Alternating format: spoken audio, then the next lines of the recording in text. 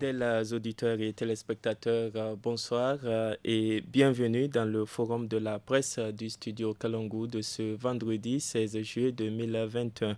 Votre rendez-vous hebdomadaire d'analyse sur des faits saillants ayant marqué l'actualité de la semaine avec des confrères de la presse.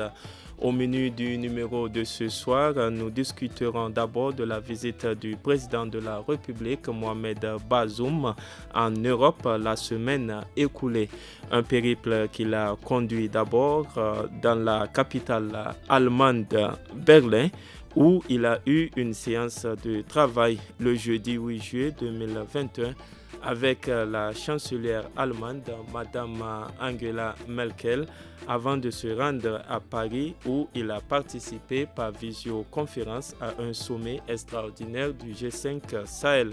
Dans la deuxième partie de ce forum, il sera question des enjeux du nouvel élan que prend la coopération nigéro-algérienne avec l'annonce de la réouverture de la frontière entre les deux pays à l'issue de la visite du président de la République, Mohamed Bazoum, à Alger. Pour discuter de tous ces sujets, nous avons le plaisir de recevoir ce soir nos confrères. Gary Amadou, journaliste au journal La Nation. Abba Kiari Arimi, qui est journaliste à la radio alternative. Et Husseini Issa, il est journaliste indépendant. Bonsoir et bienvenue dans ce forum de la presse, chers confrères. À la modération de ce forum, je suis Michel Deji.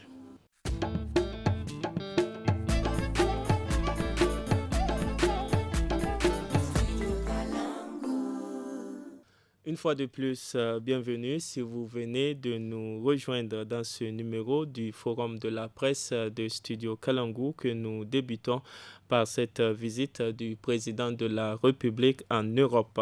Ce périple a tout d'abord conduit le chef de l'État, Mohamed Bazoum, dans la capitale allemande Berlin, où il a eu une séance de travail le jeudi 8 juillet 2021 avec la chancelière allemande, Madame Angela Merkel.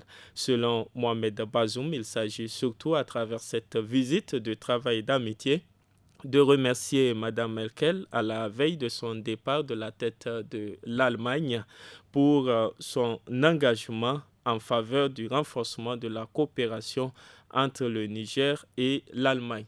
Mohamed Bazoum a par ailleurs demandé aux autorités allemandes de maintenir le cap et de faire en sorte que cette coopération se renforce encore davantage. Gary Amadou, que tire le Niger de cette coopération nigéro-allemande et que pourrait-il gagner davantage? Le Niger tire beaucoup dans le cadre de la coopération avec l'Allemagne, parce qu'il faut quand même le dire, ça fait pratiquement depuis les indépendances que l'Allemagne accompagne le Niger dans le cadre de son développement à travers la GIZ, l'ex-GTZ, vous comprenez? Donc il y a beaucoup de projets de développement dans plusieurs domaines qui sont mis en œuvre grâce à cette coopération-là. Et je pense que la visite du président en Allemagne permettra de renforcer cette relation et puis de nous donner un nouvel élan encore un peu plus vigoureux. Et l'Allemagne aussi intervient au Niger sur le plan aussi de la lutte contre l'insécurité à travers un appui au génie militaire. L'Allemagne, c'est vrai, n'a pas un gros contingent, mais l'Allemagne quand même est en train d'apporter, de renforcer la capacité militaire du Niger dans le cadre de la lutte contre l'insécurité à travers, comme je l'ai dit, un appui au génie. Et donc, je pense que c'est une coopération très fructueuse et je pense que c'est ce genre de coopération qui vont permettre à des pays comme le Niger de pouvoir se développer. C'est-à-dire un engagement, bien sûr, c'est pas gratuit. Comme le sait, en matière de coopération, toute aide n'est pas gratuite, mais quand même, je pense que la coopération allemande, comme je l'ai dit, à travers la GIZ et à travers d'autres projets de développement, est en train quand même de marquer des points dans plusieurs domaines, l'éducation, l'agriculture, etc., etc. Beaucoup de domaines qui sont touchés par cette coopération-là. Oui. Il faut rappeler que répondant à une question d'une journaliste de la chaîne internationale allemande de Welle sur la question de savoir si le Sahel a besoin que l'Allemagne lui envoie plus de soldats, Mohamed Bazoum a répondu en ces termes. Vous voyez que la France est en train de diminuer les effectifs de ses soldats parce qu'ils sont totalement non nécessaires. Nous n'avons pas besoin vraiment de soldats au sol dans le cadre des opérations militaires qui peuvent être menées dans la lutte contre le terrorisme. Nous avons besoin de nos partenaires européens pour ce qu'ils savent faire et pour lequel nous n'avons pas les moyens. Fin de citation. Abba Kyari Arimi, quelle analyse par rapport à ces propos du chef de l'État, Mohamed Bazoum, justement pendant sa présence sur le territoire allemand? Je crois que le président de la République est resté sur sa ligne, déjà avant son élection. Et puis, juste après son élection, il l'a dit et il l'a réaffirmé, notamment concernant la France, pour dire que nous avons plus besoin de leur savoir-faire aérien que vraiment de la... parce que la question qui lui avait été posée, c'était de savoir... Déjà, il était question que la France retire, diminue l'effectif de Barkhane, tout ça là. Il dit oui, c'est normal. Ce dont nous avons besoin, c'est surtout vraiment le contrôle satellitaire et la force de frappe aérienne. Et je crois que donc il a été tout à fait logique avec lui-même. Et d'ailleurs, c'est ce que je pense aussi. Donc, je pense que c'est très logique. Il ne s'est pas contredit. Et il a dit vraiment ce qu'il pense comme il sait le faire, même si parfois ça ne fait pas trop plaisir ou à nous ou à quelqu'un d'autre. Est-ce qu'on peut dire que c'est cela le souhait des populations du Sahel? Oui, je pense que si. Je pense que si. D'ailleurs, il y a eu beaucoup de bévues, de malentendus entre la population et notamment l'armée française. Les Allemands ne se font pas trop voir et comme le disait Garé, ils sont surtout dans la logistique, dans l'appui technique, ainsi de suite. Mais à plusieurs reprises, à Gao et en Songo ou quelque chose comme ça, les forces ou onisiennes ou françaises ont été confrontées à la population qui a même parfois demandé tout simplement leur retrait de leur localité ou leur départ du Mali. Et donc vraiment, on ne peut pas aider quelqu'un sans qu'il ne le veuille.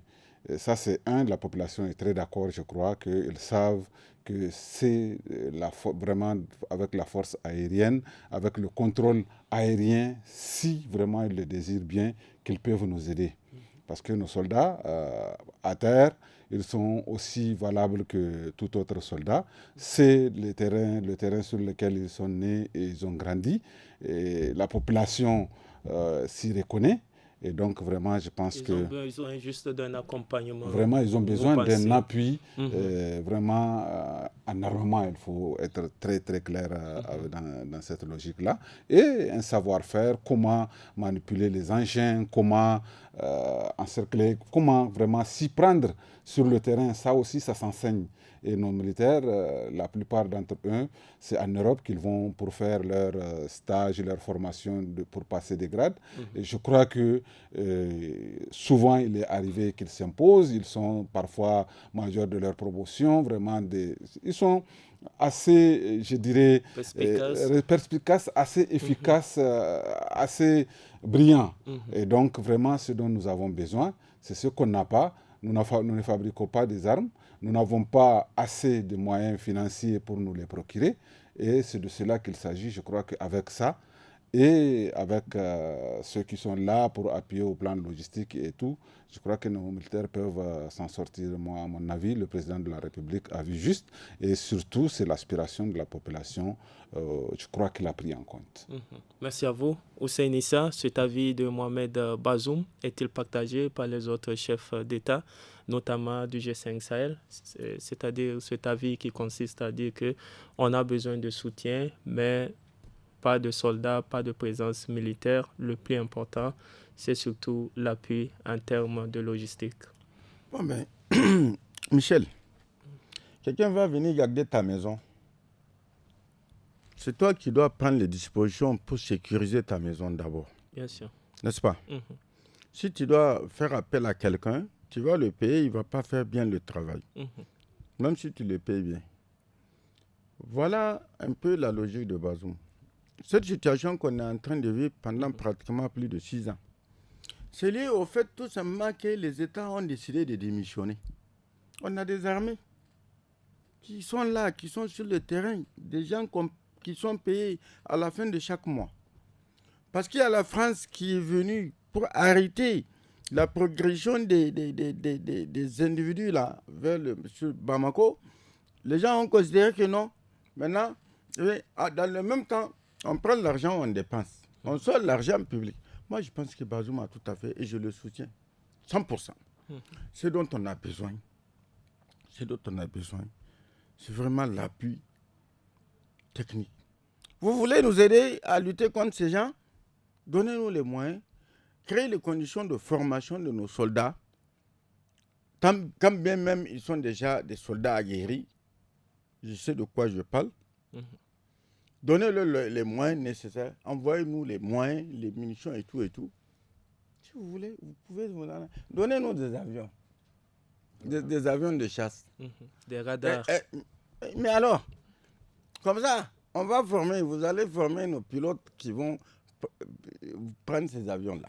Merci. Moi, à je vous. pense que... Gary Amadou, peut-on déduire là que le nouveau chef de l'État, Mohamed Bazoum, s'oppose aux bases militaires présentes au Sahel et notamment au Niger?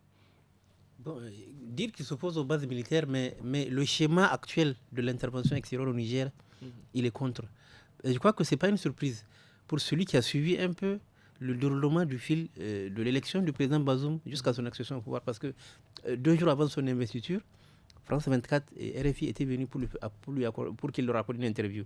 Il a accordé l'interview et dans cette interview-là, il a déjà parlé de ça. Il a dit le schéma actuel là montre que Barkhane est inefficace. Barkhane n'a pas empêché les massacres de Tchombangu, Zaroundari. Barkhane n'a pas empêché les massacres à Solan. Bon, c'est vrai qu'ils ne sont pas au Burkina.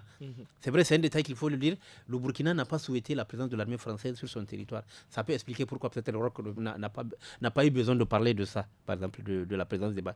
Le Burkina n'a pas voulu. Mais les massacres qui sont passés au Mali, partout, Barkhane n'a pas pu les empêcher. Donc il y a une efficacité des troupes terrestres. Il l'a dit. Il dit ce dont on a besoin, parce que pour le moment, on n'a pas la capacité pour avoir la maîtrise de l'aérien, la maîtrise de l'enseignement aérien. Ce qu'il nous faut, c'est vraiment l'appui en matière de renseignement. 200 personnes qui viennent à moto attaquer un village qui traverse une frontière, c'est visible par satellite. Donc, on a besoin de ces renseignements-là pour permettre à notre armée de faire. Il a dit, c'est notre armée qui va faire le travail. Je suis d'accord avec ce que Hussein a dit.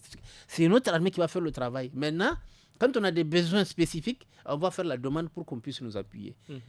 Et ça, je crois que c'est un grand tournant. Mais heureusement que la France aussi a compris cela. L'inefficacité des troupes au sol. Et c'est pourquoi Macron a annoncé un processus de réduction des troupes françaises jusqu'à les amener d'ici 2022 à 3000 hommes. Est-ce que vous comprenez? De 5100 hommes ou plus, les ramener à 3000 hommes. Donc il y a une réduction. La France a compris l'inefficacité. Il a dit, le président Macron, et je crois que tout le monde est d'accord sur ça, ce qui fait la force de la France au Sahel aujourd'hui, c'est les opérations spéciales. Et en matière d'opérations spéciales, la France effectivement efficace.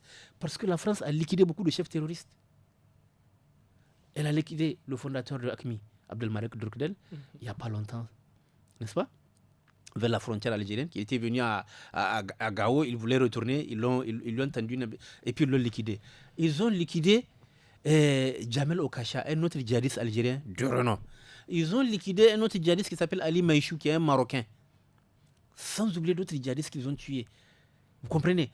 Donc, en matière d'opération de force spéciale, en matière d'opération commando, l'efficacité des forces françaises est avérée. Et, quoi qu'on dise, la liquidation des chefs là est très importante. Parce que, quand on liquide un chef, on porte un moral, en tout cas aux troupes, au sol. Donc, les djihadistes là, qui entendent que leurs chefs sont tués, forcément, ça porte un coup. Donc, il s'agit de restructurer cette lutte contre le terrorisme là, n'est-ce pas? Faire en sorte que on va se contenir plutôt sur la force Takuba. Parce que la force Takuba, c'est une force qui regroupe les forces spéciales de plusieurs pays occidentaux. Bien sûr. Mais qui seront avec vraiment.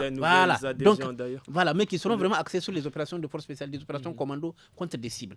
Mais en matière d'opérations terrestres, là, Barkhane est complètement inefficace. Elle n'empêche pas, je dis bien, les massacres. Elle n'empêche pas l'attaque des camps militaires. Heureusement que le Niger a changé de stratégie.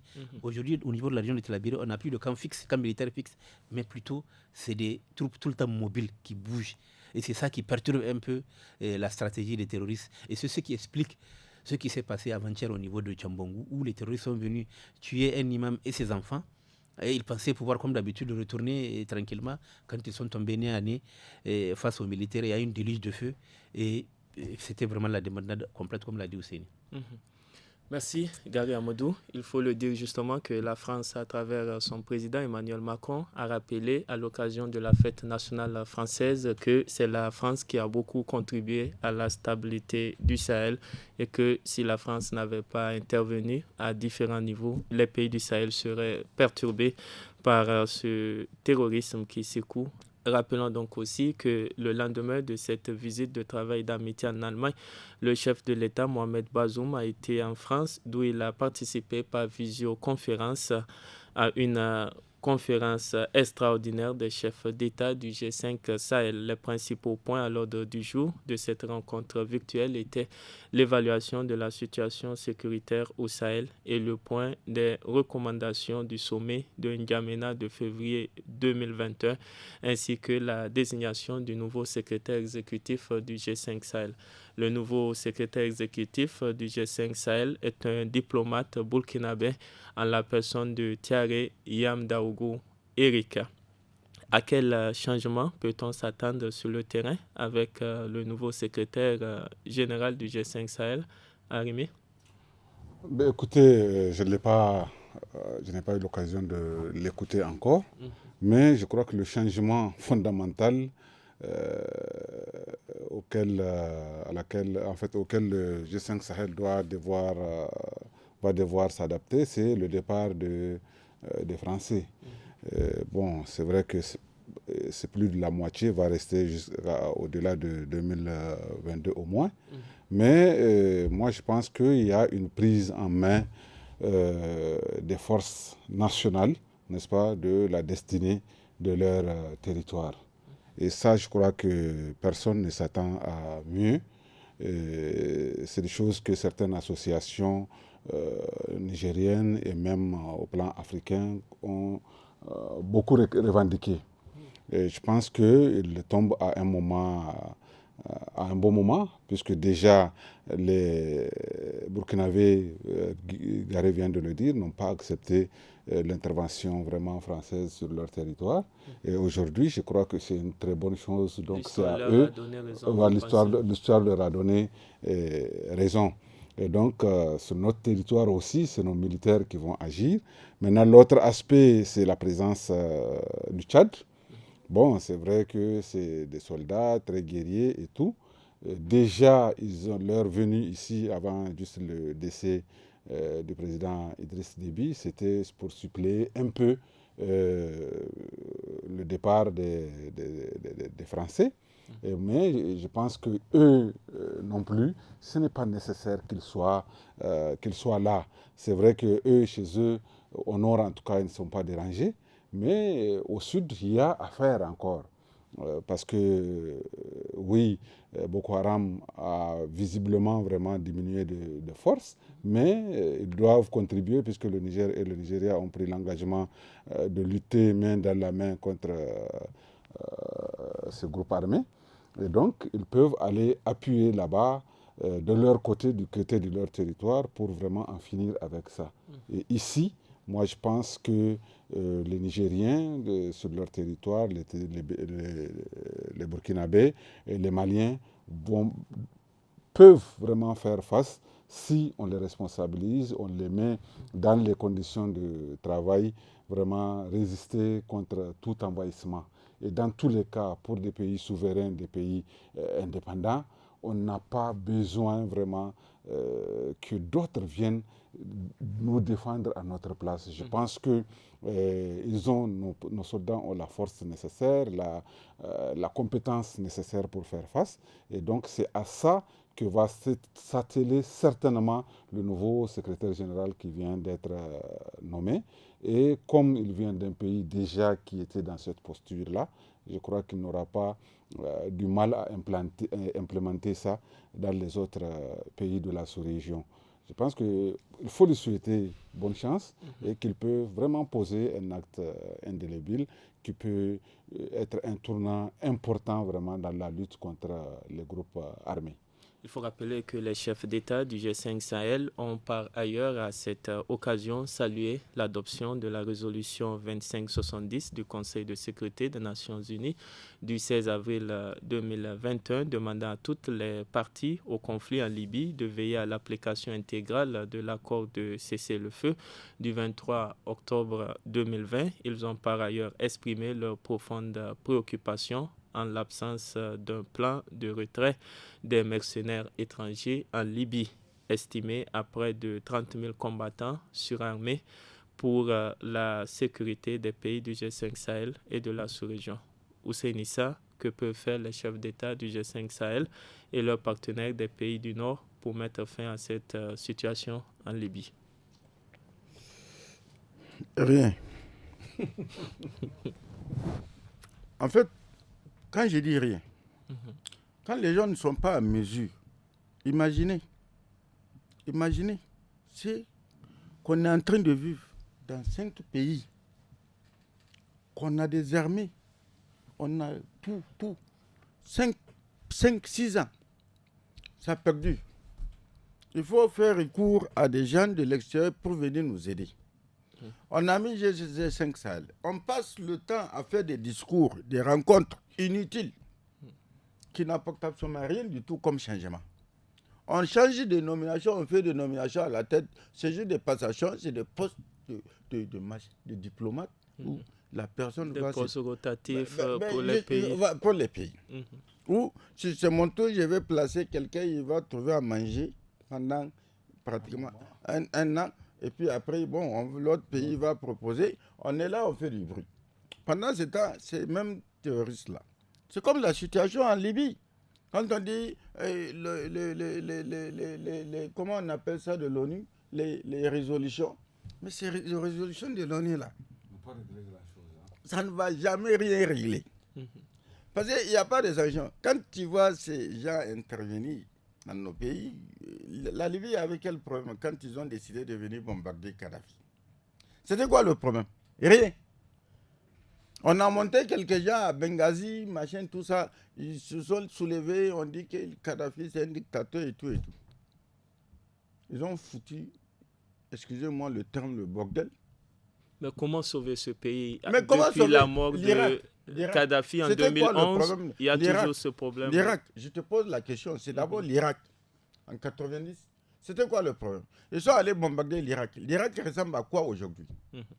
Ça ne va jamais finir. Quand on instaure une situation de crise, de guerre, c'est tellement compliqué pour éteindre, pour ramener la paix. Il faut quelque part, excusez-moi encore, la mettre. Et après, on dit, il faut trouver solution à ça. Il y a beaucoup de gens qui se retrouvent dans cette situation en Libye. Il y en a beaucoup qui se retrouvent. Les milices, là, on peut les désarmer. Qui va les désarmer? Ça va qu'être le discours. Les gens vont faire le discours. Ah, voilà, il faut trouver machin, ceci, cela. À l'issue d'une réunion. Et puis les gens se séparent. Ça fait combien d'années que ça dure? Ça fait combien d'années? Où les autorités reconnues légalement même ont des difficultés pour gérer le pays parce qu'ils ne contrôlent pas l'entièreté du pays. C'est des portions. Il y a des portions qui sont dirigées, contrôlées par des factions armées. Ils vont faire comment? Qui gagnent leur vie dedans et qui n'ont pas envie et qui vont combattre ceux qui vont vouloir venir les combattre. On aurait pu laisser Kadhafi jusqu'à... Les gens sont allés dire dans l'Occident que non, c'est un dictateur, il faut mettre fin, il faut faire la démocratie. C'est ça la démocratie. C'est ça la démocratie, c'est qui se vit en Libye là. Où les Libyens étaient carrément classés mondialement. Mondialement, je crois, 4e ou 5e. Gaga Modou, comment sortir la Libye de l'impasse, puisqu'on voit bien que pour avoir une sécurité forte dans le Sahel, la Libye en dépend partiellement. La Libye en dépend même totalement, parce que la plupart des armes qui circulent actuellement au Sahel, ça provient de la Libye. Ça provient des entrepôts libyens. Mais je crois que je ne veux pas être aussi fataliste que Husseini. Moi, je pense qu'il y a de l'espoir. Il y a de l'espoir parce que déjà, sur le plan de la situation en Libye, on sait que le général Khalifa Haftar et Faiz al-Sharaj, les deux qui se partagent le pouvoir en Libye, ont décidé donc comme un accord de s'entendre pour qu'on mette un premier ministre qui va mettre les jalons, enfin jeter les jalons en tout cas, la formation d'élections libres et démocratiques d'abord. Je pense que la clé de la solution, ce serait l'instauration d'un régime unique au niveau de la Libye qui va un peu gérer tout le pays. Il n'y aura plus de factions, il n'y aura plus d'un côté quelqu'un qui gère les puits pétroliers, de ce côté-là, de l'autre celui qui gère la Tripoli, etc., etc. Il y aura un gouvernement unique qui va diriger tous les Libyens. C'est ça la solution. Et je pense que la communauté internationale a un rôle à jouer en accompagnant. Cela, que faire avec les milices? Est-ce qu'on pourra arriver à les désarmer tel que ça a été souhaité par Non, les milices, on ne peut pas les désarmer tant que le processus qui a été enclenché là. Vous savez que le Premier ministre libyen qui a été désigné donc comme un accord avec toutes les parties, il a été reçu en Europe. Et je pense que c'est le processus même qu'on doit accompagner pour que des élections libres se déroulent. Tant qu'il n'y a pas d'élections libres, là, les milices là, obéissent à des hommes. Ils obéissent à des généraux, ils obéissent à des chefs de tribus. C'est compliqué la situation de la Libye. C'est des tribus qui existent, je ne sais pas moi, où chacun a une parcelle de pouvoir. C'est compliqué. Maintenant, concernant la question que vous avez posée sur le nouveau secrétaire permanent du G5 Sahel, je pense qu'il doit s'adapter à la nouvelle tournure que prend la coopération, en tout cas la lutte contre le terrorisme. Je vais vous donner un exemple très simple. Lui, c'est un Burkinabé, et s'il y a quelqu'un qui connaît l'importance de la coopération sous-régionale entre les pays, c'est bien le Burkina Faso. Il y a 2 semaines de cela, il y a eu une opération militaire conjointe menée par le Niger, l'armée nigérienne et l'armée du Burkina. L'opération Tanli, ça s'appelle. Une opération qui a été menée pendant plusieurs jours et qui a permis de neutraliser une centaine de terroristes, de récupérer du matériel, vraiment, et de redonner de l'espoir aux populations. Je pense que le nouveau secrétaire permanent du G5 Sahel, va s'adapter à ce nouveau contexte-là où les pays du Sahel veulent moins d'intervention de troupes étrangères, mais plutôt une coopération sous-régionale afin de booster le terrorisme au de nos territoires. Et je pense que c'est faisable. Ce que les Burkina et le Mali le Burkina et le Niger ont fait lors de l'opération Tanli prouve qu'avec la coopération sous-régionale entre les pays, on peut obtenir. Et ce qu'on a obtenu avec la force multinationale mixte, le secteur 4 de la force multinationale mixte au niveau de DIFA, prouve que grâce à nos propres moyens, on peut obtenir des résultats. Signalons. Je vais réagir, Gary. Je vais te dire une chose. Les Occidentaux, là, ils foutent la Mecque, ils s'en vont. Si vous comptez sur eux pour venir régler les... Non, je vais le dire. Gary n'a pas dit qu'il faut totalement compter sur eux. La communauté, c'est quoi la communauté internationale? C'est qui la communauté internationale? C'est qui? Il faut rien faire. Non, mais il faut rien faire. Mais si on vous a bien suivi, Arrivé, vous avez un mot où il faut tourner cette page. Sur la Libye, en fait, il faut savoir que malheureusement, il n'y a pas que l'intérêt des Libyens qui est en jeu, qui est pris en compte. Généralement, quand il y a une détérioration vraiment au niveau d'un pays comme ce qui s'est passé en Libye, ce que les puissances mondiales, n'est-ce pas, se projettent dans le futur et chacun essaie de faire des calculs pour voir comment est-ce que d'abord, ce qu'ils ont investi en intervenant dans ce pays-là, ils vont récupérer. Et quel est leur intérêt, n'est-ce pas, selon celui qui sera aux affaires, n'est-ce pas, pour satisfaire tous leurs besoins sur ce plan. Et d'ailleurs, il y a certains théoriciens qui pensent même que c'est la crise économique en Europe qui fait que des guerres sont sciemment provoquées, oui, et histoire de vendre des armes, des munitions, n'est-ce pas, du savoir-faire, comme ce que nous vend actuellement et tout. Et donc, ça peut il y a certainement une part de vérité. Et aujourd'hui, beaucoup se posent vraiment en termes de reconstruction. Une ville comme Tripoli, aujourd'hui, pour qui a connu Tripoli il y a 10 ans, 15 ans, il y a du boulot à faire. Et ça, c'est ce qui s'est passé en Koweït.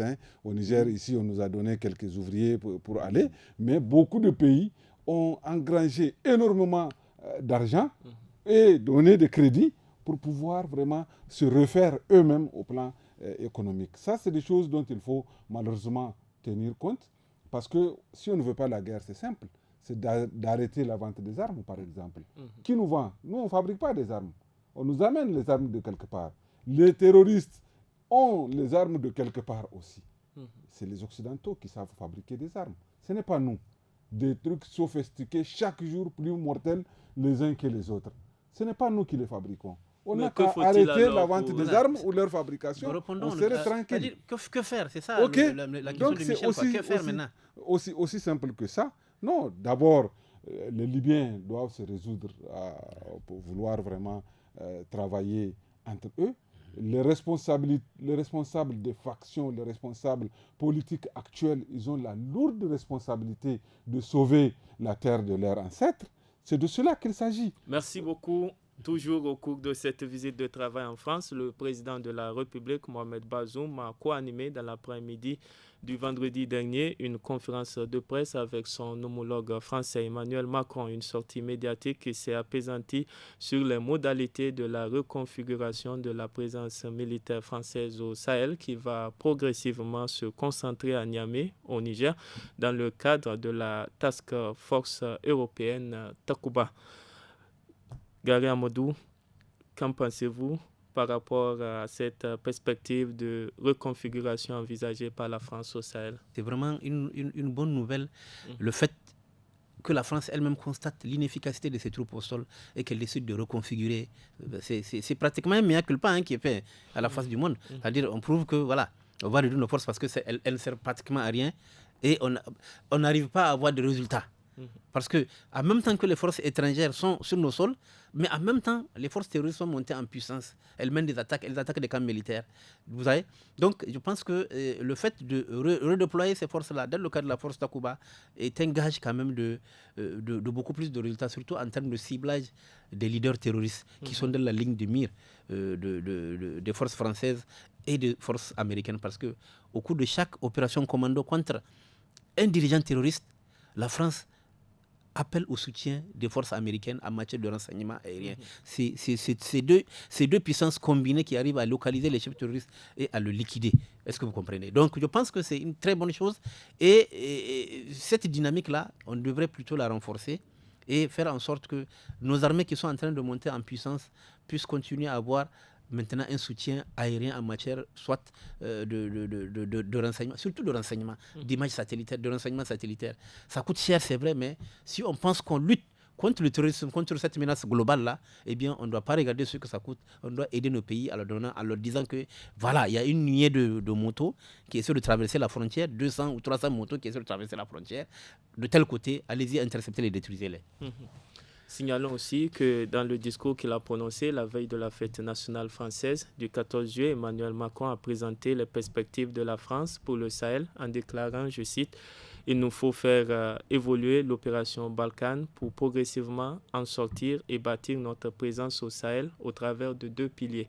La coopération avec les armées du Sahel, un travail d'appui et de sécurisation aussi profond de notre socle avec 2 implantations essentielles, Niamey, où le commandement de l'ensemble des opérations sera tenu, et également l'intégration avec nos partenaires sahéliens, et N'Djamena, où nous sommes déjà présents et où nous maintiendrons la présence. » Fin de citation. À Macron de continuer pour préciser que c'est au premier trimestre 2022 que la France mettra un terme à l'opération Balkan en bon ordre. Quelle analyse, Hussein Issa, par rapport à ces propos d'Emmanuel Macron qui annonce la constitution d'une action de lutte contre le terrorisme avec un commandement basé à Niamey? Mais on va délocaliser ce qu'il y a là-bas au Mali, on va nous amener ça. N'est-ce pas? C'est-à-dire qu'il y a des bases ou des unités opérationnelles au Mali qui vont se repositionner, qui ont commencé d'ailleurs à se repositionner. N'est-ce pas? Dans la zone de Walam. Je ne parle pas dans le vent comme ça parce que je sais de quoi je parle. Depuis 2012, pratiquement, la première opération pour empêcher aux djihadistes d'aller prendre Bamako, ils sont là. On a transformé la force, c'était perdu, et comment on appelle ça? Serval d'abord, et un premier temps, ensuite c'est devenu ceci, cela. Aujourd'hui, voilà, je vais partir. Mais je ne pars pas. Je ne pars pas parce que je ne vais pas laisser le terrain à d'autres. Voilà un peu l'enjeu. On va restructurer. On va maintenir de 5100 ou 5200 hommes. On va ramener à 3000. Mais voilà comment les choses vont se passer. La force Takuba. La force Takuba. Ce n'est pas aujourd'hui, ce n'est pas à l'annonce de Macron que c'est une force qui a été créée depuis. Est-ce que c'est une force qui dispose d'hommes? Une force européenne qui va venir. Que faut-il alors attendre de cette réorganisation? Rien. Ou bien on prend nos responsabilités. Non, on prend nos responsabilités. Oui, en fait, on vous a compris. Je comprends parfaitement ce que Hussein dit. Et la France doit se résoudre à laisser les pays victimes de ces attaques-là, ces pays qui sont menacés, décider de ce qu'ils veulent, de leur avenir. Et malheureusement, on constate que la France a du mal à laisser tomber. La France ne parvient pas. Même au Mali, ils ont dit qu'ils arrêtaient, qu'ils quittaient le Mali et tout. Un beau matin, on voit non, la collaboration entre l'armée française et l'armée malienne a repris. Et maintenant, on est rentré dans ce débat de Takuba et autres. En fait, je crois qu'il faut se faire violence. Macron, quand il est venu, il a dit que lui, il n'a pas connu la période de la colonisation. Comme nous autres, il y ait un enfant post-colonisation. Et que vraiment, il va traiter entre guillemets, d'égal à égal avec les dirigeants africains. Mais ce n'est pas le cas. La présence militaire, c'est d'abord, comme vous le savez, symbolique. N'est-ce pas? Donc, je suis sur un territoire, tout comme après la conférence de Berlin. Vous pensez que c'est synonyme d'aliénation de cette je pense souveraineté? Que... Non, même pas à notre niveau aujourd'hui. C'est au niveau même de l'ancien colonisateur que c'est comme ça, c'est ancré dans leur tête. Aujourd'hui, qu'ils ne soient pas au Niger et que c'est par exemple la Russie qui vient ou l'Allemagne qui vient, ils ont, c'est ce que je sens, oui, ils ont un sentiment qu'on leur a arraché le Niger. Il est grand temps qu'ils se disent que le Niger appartient aux Nigériens, n'est-ce pas? Je suis un partenaire désormais séculaire, n'est-ce pas? Je peux collaborer dans ce pays-là sans même avoir un seul militaire et ça va marcher. Merci. Je crois que c'est des violences qu'il faut se faire s'il y a un changement de comportement qu'il faut cultiver à leur niveau même. Aujourd'hui, ce n'est même pas nous qui avons des problèmes en réalité. Ils disent que ça coûte énormément cher la présence de leurs forces sur nos territoires. Mais même quand la rue même dit de quitter, ils ne sont pas capables de quitter. Je crois qu'il y a quelque chose à revoir à leur niveau d'abord. Merci. Nous passons à présent au dernier sujet de ce forum de la presse. Il s'agit de la visite de travail et d'amitié de 72 heures effectuée par le président Bazoum Mohamed à partir du lundi 12 juillet dernier dans la capitale algérienne. Au terme de cette visite, les deux chefs d'État ont décidé de l'ouverture de la frontière terrestre pour faciliter les échanges commerciaux entre les deux pays. Gary Amadou, quels sont les enjeux de l'ouverture de cette frontière entre le Niger et l'Algérie, une frontière restée fermée depuis mars 2020 en raison de la pandémie de Covid-19. Mais je pense que la réouverture de cette frontière-là va permettre de mettre fin à la contrebande, parce que moi j'étais à Agadez il y a quelques jours de cela, et j'ai cru comprendre que c'est vraiment par la contrebande que la plupart des produits arrivaient au niveau de la région d'Agadez. Vous avez des commerçants qui vous disent qu'ils risquent leur vie en prenant leur véhicule pour partir en Algérie, prendre des produits alimentaires et tout, et venir ici par contrebande pour amener au niveau de la région d'Agadez et vendre. Donc, je pense que la réouverture de cette frontière-là va permettre plutôt de mettre en place un processus d'échanges commerciaux plus correct et plus équitable entre les deux pays, où les pays vont pouvoir en tout cas retirer les avantages de cette coopération-là. Mais une fois de plus, je veux vous dire, la coopération internationale, ce n'est pas de la philanthropie. C'est-à-dire que, pour revenir à la question de la présidence française, si la France quitte, elle laisse la place, quelqu'un vient, il occupe la place. Et ce gars qui vient, ce n'est pas pour nos beaux yeux qu'il va faire là. Ah non, ce n'est pas pour nos beaux yeux. Et il faut vous dire, c'est-à-dire qu'il y a une sorte de conflit géopolitique au niveau du Sahel qui fait qu'il y a plusieurs puissances qui sont aux aguets. Si l'une quitte, une autre viendra. Ça, c'est clair et net. Il ne faut pas que les gens se fassent des illusions. Et celui qui vient, je le dis, il vient parce qu'il a des intérêts. Le Sahel est riche. Et je crois que c'est ça notre malheur.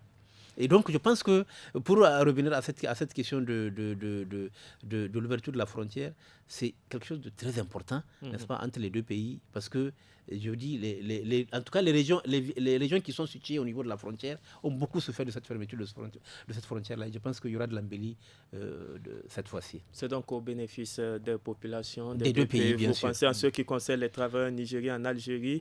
Le président algérien Abdelmajid Tebboune a déclaré lors d'une conférence de presse, je cite, « Nous sommes d'accord pour nous entendre sur une politique claire. Rappelons que l'Algérie est un pays qui refoule régulièrement vers le Niger des migrants de plusieurs nationalités. Depuis le début de cette année 2021, 3779 migrants ont été expulsés vers le désert à la frontière avec le Niger, rapporte un article du journal Info Migrants en date du 25 mars dernier. Hussein Issa, que faut-il attendre de cette nouvelle coopération entre le Niger et l'Algérie dans ce contexte?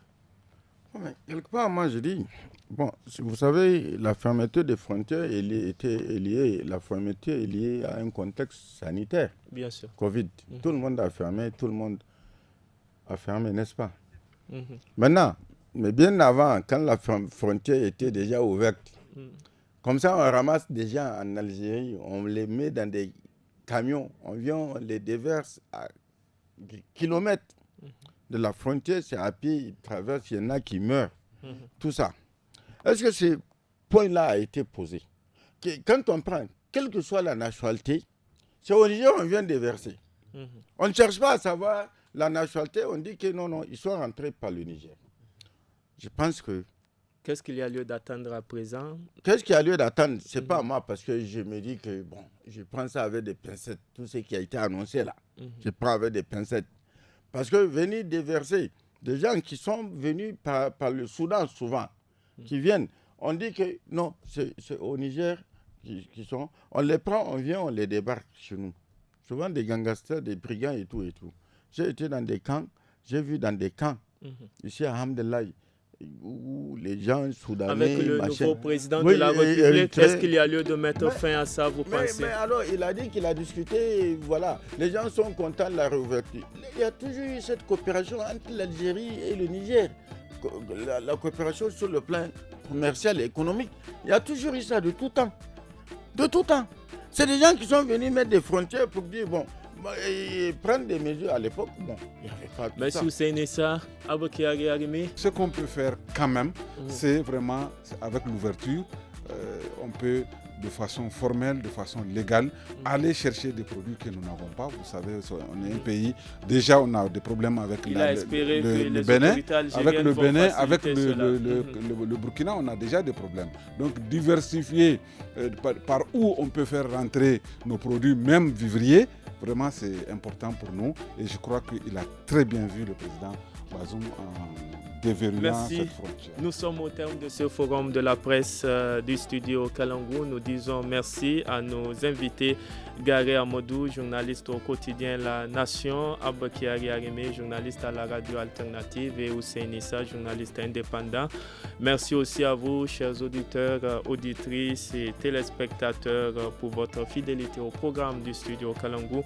Rendez-vous samedi et dimanche dès 17h sur nos 46 radios partenaires pour suivre le programme des jeunes avec l'actu des jeunes en 5 langues, suivi de tous à la FADA. Et à partir de 18h15 samedi, le forum en Hausa sur le thème « Rôle des chefs traditionnels dans la préservation de la cohésion sociale à Mainosoroa, région de Difa ». Et dimanche, le forum en Zarma sur le thème « L'adultère au sein des foyers, causes et conséquences ». Encore merci et excellente soirée à toutes et à tous. Au revoir.